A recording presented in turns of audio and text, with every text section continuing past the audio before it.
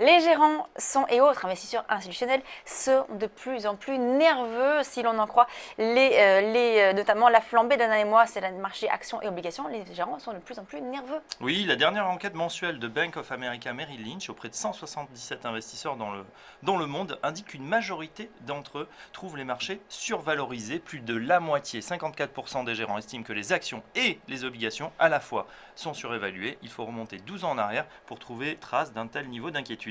Il est vrai que la situation, notamment sur les obligations, est sans précédent. C'est vrai pour l'ensemble des gérants, y compris ceux qui passent par notre plateau chaque matin, la situation, notamment au niveau des obligations, est extraordinaire. Des taux d'emprunt, des emprunts d'État à taux négatifs, des pays qui se refinancent à des taux historiquement bas, alors qu'ils étaient encore les mistigris de la finance, on pense à l'Espagne, à l'Italie.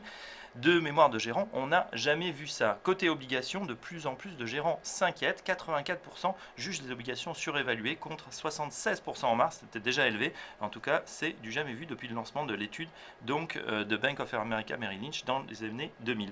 Alors certains gourous de la finance, tels le très respecté Jamie Dimon, le patron de JP Morgan Chase, pointent le risque de bulle et de crise.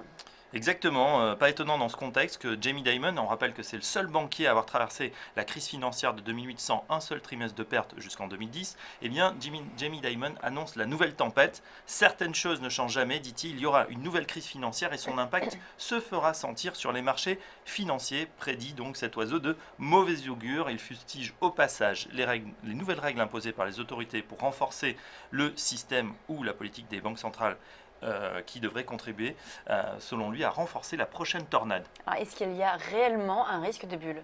Eh bien, côté action, d'après le sondage, un quart des gérants interrogés pensent qu'elles sont désormais surévaluées. Il n'était que 8% en février. Les spécialistes pointent en particulier les États-Unis, une potentielle bulle sur les marchés actions, et pointés du doigt comme étant un risque extrême. Pour 13% des gérants, ils étaient seulement 2% en février à juger ce risque extrême.